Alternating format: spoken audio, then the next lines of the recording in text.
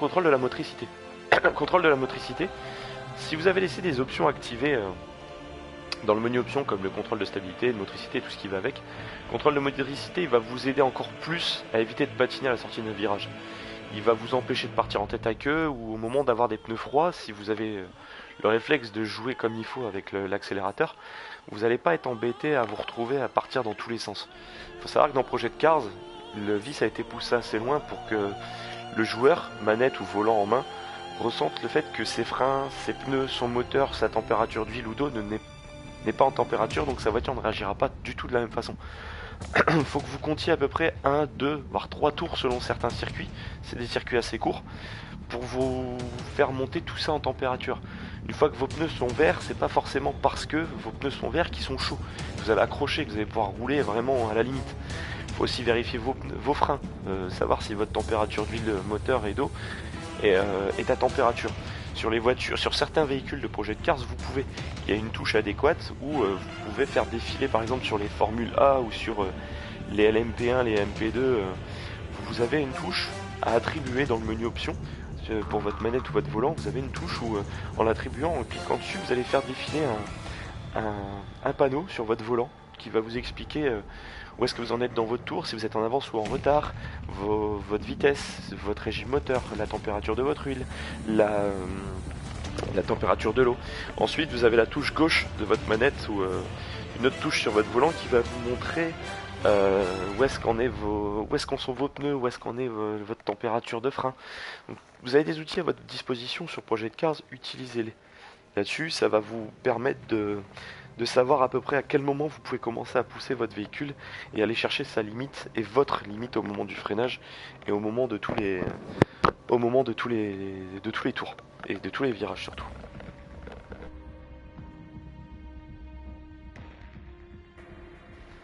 Donc je reviens sur le contrôle de motricité car on s'en était un peu éloigné.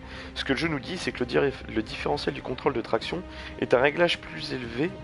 Excusez-moi, je reprends ma phrase. Donc le différentiel du contrôle de traction, un réglage plus élevé informe le système de contrôle de traction qu'il doit laisser les roues patiner davantage avant de s'activer pour stabiliser la voiture. Ici, des paramètres plus bas seront utilisés en cas de conditions météorologiques difficiles. Donc comme je le disais, sur le contrôle de motricité, si je vais donc à l'extrême à 16% sur cette voiture-là, si j'appuie vraiment très très fort en sortie de virage sur une voiture avec des pneus froids, je vais partir immédiatement en tête à queue. Si une fois mon ensemble pneus, freins et tout ce qui va avec chaud, je pourrai appuyer beaucoup plus rapidement, elle aura tendance à moins patiner. En revanche, si je veux me retrouver à avoir une voiture qui ne patine quasiment plus du tout, je descends la valeur en l'approchant le plus possible de 1%. Mais le jeu vous dit que c'est utile en cas de conditions météorologiques difficiles, c'est-à-dire quand il pleut, jouez avec cette valeur, amenez-la vers le 1%. Moi je reste en général entre 5 et 10% selon les modèles de voiture. Sur celle-ci, je serais plus sur un 5, 6 ou 7% car c'est une voiture qui a tendance à beaucoup patiner. Je vais le laisser sur 5 car c'est la valeur par défaut. Ça, je vais vous le dire honnêtement, c'est une page pneus et freins. C'est une page avec laquelle je joue énormément. Je m'attelle beaucoup à ces réglages-là et rien qu'en réglant ces petites choses-là, je me retrouve à avoir une voiture qui me plaît et qui me correspond beaucoup plus. On va appuyer sur R2, on va passer à aérodynamique et châssis. Ça, c'est tout ce qui est les appuis aérodynamiques de la voiture. Donc vous voyez que sur cette voiture-ci, tout n'est pas possible. Tout ne peut pas être réglé. J'ai beau appuyer sur la flèche du bas ou la flèche du haut, les appuis avant, le réglage du poids, la répartition latérale du poids et la répartition longitudinale du poids m'est impossible. Je n'ai que l'appui arrière, je ne peux régler que l'appui arrière. Si on détaille un peu ce que le jeu nous dit, au niveau des appuis, il nous dit que les appuis élevés améliorent la vitesse en virage à haute vitesse au détriment de la vitesse de pointe en raison de l'augmentation de la traînée. Ce qui est normal. Si vous mettez plus d'appui pour avoir plus de réactivité en virage, au moment où vous allez rentrer dans une ligne droite, forcément il y a plus d'air qui va appuyer sur la voiture, donc la voiture va être freinée. Le réglage du poids, il affecte l'équilibre du poids de la voiture. L'augmenter vers l'avant gauche permettra de faciliter les virages à gauche et inversement si on l'augmente sur l'avant droit, on aura plus de facilité à tourner dans les virages à droite. Utilisez ce réglage si vous réglez votre voiture pour une piste ovale par exemple. Donc le réglage du poids il va être intéressant sur tout ce qui est... dans Project Cars on a des stock cars. Ça va être intéressant, donc ce réglage du poids va être intéressant pour ce type de voiture-là. Pas pour les voitures sportives telles que nous on les connaît. C'est-à-dire les protos, les Formula B, C, les Formule Rookie, voilà, c'est pas des voitures qui ont vraiment besoin de réglage du poids. Ça va vous permettre de répartir un peu le poids, mais bon, c'est quelque chose auquel je ne touche jamais. La répartition latérale du poids. En virage, la distribution virtuelle du poids de la voiture se déplace de façon latérale, donc de gauche à droite, ce qui cause une charge plus importante sur les pneus extérieurs au virage.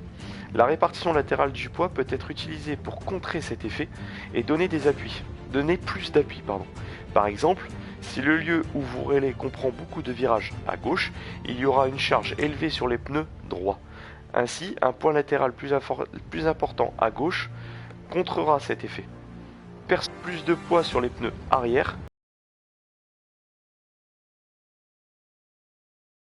Donc là, c'est une répartition qui va d'avant en arrière. Signifie plus de traction lors de l'accélération, mais moins d'appui sur les pneus avant pour les virages. Une répartition penchant vers l'arrière vous donne donc un avantage en sortie de virage, alors qu'un réglage plus équilibré facilite la vitesse en virage. Ce qui est logique.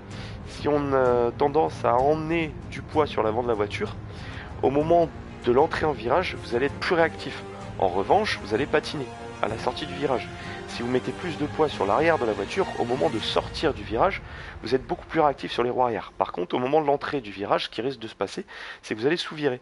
Donc au moment d'entrer dans le virage, si vous avez un peu trop de vitesse, votre voiture elle va tirer. Vous aurez beau braquer les roues à fond, votre voiture va tirer.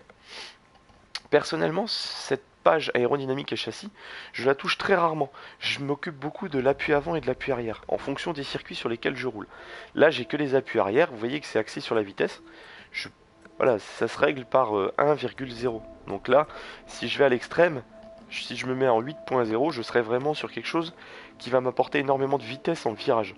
Si à l'inverse, je vais de l'autre côté et que je mets à 0,0, j'aurai une vitesse phénoménale en pointe. Par contre, j'aurai beaucoup moins d'appui en virage et j'aurai un peu plus de mal à gérer mes virages.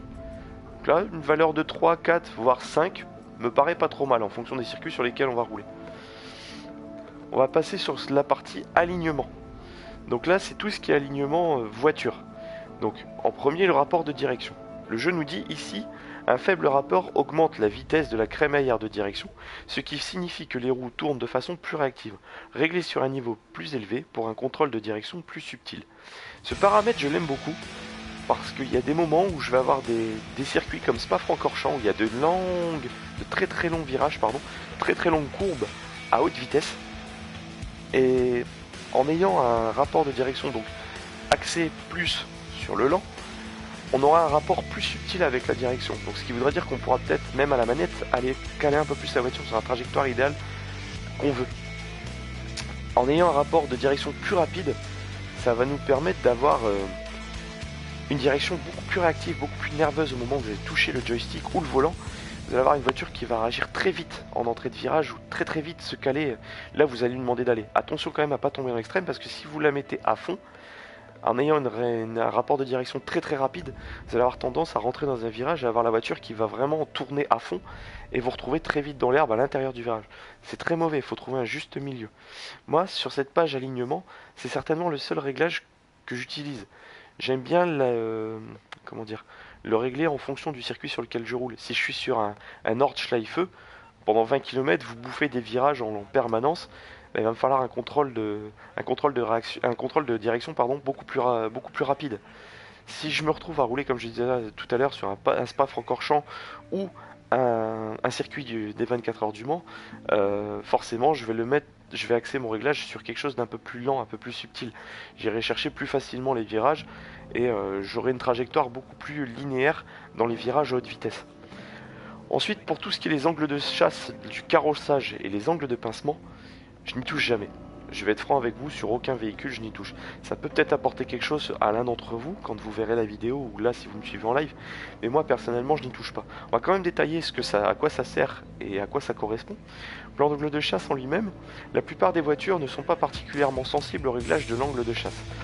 Mais conjointement avec d'autres réglages, un angle plus élevé peut faciliter la conduite en ligne droite, alors qu'un angle plus faible peut permettre à la direction de votre voiture de réagir plus rapidement.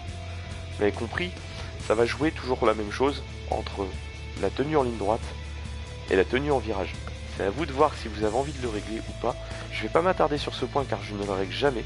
C'est quelque chose que je ne touche pas et je ne trouve pas la nécessité d'y toucher pour le moment. Peut-être que quand je passerai sur un volant que j'aurai quitté la manette, j'en aurai besoin. Pour l'instant, j'en trouve pas l'utilité. Pour ce qui est du carrossage, ajuste l'angle vertical des roues. En effet, si votre carrossage est nul, vos roues seront parfaitement verticales. Si vous allez dans un angle de carrossage négatif, vos roues vont avoir tendance à s'ouvrir en bas. C'est-à-dire qu'elles vont commencer à s'écarter de plus en plus l'une de l'autre en bas. Mais en haut, elles vont se rapprocher. Ce qui fait vulgairement qu'au lieu d'avoir des roues à la verticale quand vous regardez votre voiture de l'arrière, vos roues vont avoir tendance à rentrer dans la caisse de la voiture par le haut. Si à l'inverse, vous mettez un rapport carrossage positif, vous allez vous retrouver à avoir des roues qui vont rentrer vers l'intérieur de la voiture par le bas et s'écarter par le haut. Ça va donc vous permettre d'augmenter le carrossage, ça peut vous permettre d'avoir un effet positif sur la tenue de route en virage, mais peut nuire à l'accélération et au freinage. On va terminer par l'angle de pincement sur cette page. Comme je vous l'ai dit, je n'y touche quasiment jamais. Ajuste l'angle horizontal des roues avant. Augmenter la valeur pour plus de stabilité en ligne droite au détriment de la réactivité. Vous voyez, c'est toujours en fonction de si vous touchez quelque chose, ça va vous permettre de gagner sur une chose mais perdre un peu plus sur une autre. Donc ça va être à vous derrière de trouver les bons compromis, de vraiment réagir en fonction de ce que ça vous apporte et de la contrainte que ça peut vous donner. Pour ce qui est de l'alignement, je passe. Comme je dis, moi le rapport de direction c'est ce que je touche le plus sur cette page. Le reste après je n'y touche strictement jamais. Voire très peu si j'en sens l'obligation, mais c'est très très rare. Au niveau des suspensions, ça m'est arrivé quelquefois de toucher, notamment sur des protos, mais pareil, je trouve que les voitures sont assez bien réglées de base, elles rebondissent pas comme des ballons, elles sont pas trop fermes, elles sont pas trop dures à conduire, donc honnêtement, de temps en temps ça m'arrive de toucher à la hauteur de la caisse, mais je reste toujours dans quelque chose d'assez stable, d'assez linéaire. C'est-à-dire que si je mets une valeur à l'avant gauche, je vais mettre la même à l'avant droit. Si je touche une valeur à l'arrière gauche, je ferai la même chose à l'arrière droit. Vous comprenez bien que je vais pas les mettre comme là 75 mm à l'avant gauche, 65 à l'avant droit, 90 à l'arrière gauche et allez 105 à l'arrière droit. Je vais avoir une voiture qui va être complètement biscornue, tordue et pas du tout posée sur son châssis et ça va pas être agréable à conduire, je pense. Donc on va détailler la hauteur de caisse. Diminuer la hauteur de caisse abaisse le centre de gravité et améliore la stabilité générale. Une valeur trop basse réduit cependant la marge avant que les suspensions ne soient compressées au maximum. Effectivement, si vous baissez trop l'avant, vous allez avoir une compression d'amortisseur qui va être beaucoup plus restreinte et vous risquez de taper quelque chose qui peut vous casser l'amortisseur. Une hauteur de caisse avant plus élevée favorisera l'accélération et le freinage, alors qu'une hauteur de caisse arrière plus élevée crée une légère inclinaison vers l'avant qui améliore l'adhérence. Donc comme je le disais, il faut trouver un compromis entre l'avant et l'arrière. Là je suis à 70 mm à l'avant, 85 mm à l'arrière. Je pense que c'est pas trop mal. On a une voiture qui a tendance à pencher du nez vers l'avant, un peu comme les F1 Red Bull depuis quelques saisons, où on voit qu'elles sont vraiment portées sur l'avant, donc on va avoir beaucoup d'adhérence en entrée. On aura un aérodynamisme assez prononcé en ligne droite, mais ça peut apporter quelques petits soucis. L'amortissement et les barres stabilisatrices, je n'y touche jamais. C'est quelque chose que je ne trouve pas nécessaire de régler pour le moment. Ça se parle en newton par millimètre, donc c'est les pressions, et je ne vois pas énormément la nécessité pour moi, pour l'instant, de faire quelque chose là-dessus. L'amortissement, des ressorts plus rigides améliorent la réactivité du véhicule, mais les roues peuvent perdre en contact avec le sol lors des sections difficiles si les ressorts sont trop durs. En effet, si vous avez une compression de ressort qui est beaucoup trop rigide, au moment de rentrer dans un enchaînement assez rapide, ou avec 2 ou 3 virages à la suite, un peu comme sur le circuit de Silverstone, avec Scott, Beckett et Chappell, si vous avez une compression trop rigide, vous allez avoir tendance à avoir la roue intérieure qui va se lever, un peu comme ce qu'on voit en Clio Cup Trophy. C'est assez prononcé. Ensuite, sur les barres stabilisatrices, augmenter la rigidité peut réduire le roulis, mais peut aussi causer l'élévation des roues hors du sol en virage. Donc, on revient au point auquel j'étais en train de parler.